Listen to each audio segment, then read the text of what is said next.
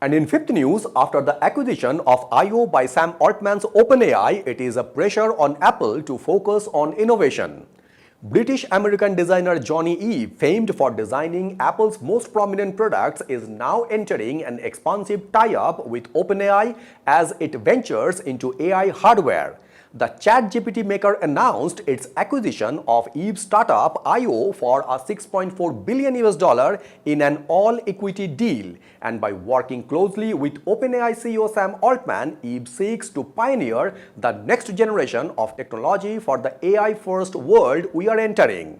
Johnny Ive was a consumer tech design pioneer and was instrumental in creating Apple's most iconic designs from the iPhone to the iPad and the MacBook.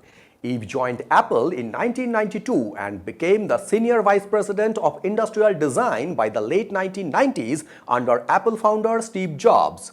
He was the company's chief design officer from 2015 to 2019, and after leaving Apple in 2019, Ive established LoveFrom, a creative collective that has worked with companies like Ferrari and Airbnb as well as OpenAI.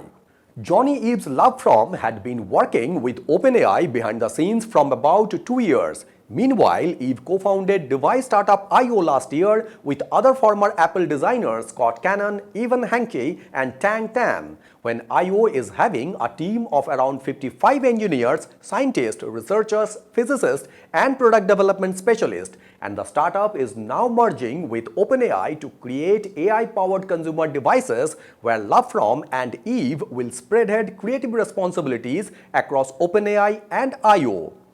Sam Altman and Johnny Ive are collaborating with the mission of figuring out how to create a family of devices that would let people use AI to create all sorts of wonderful things, where the collaboration's work will be made public next year as the first product prototype is in the works and being tested by Altman, which has captured their imagination.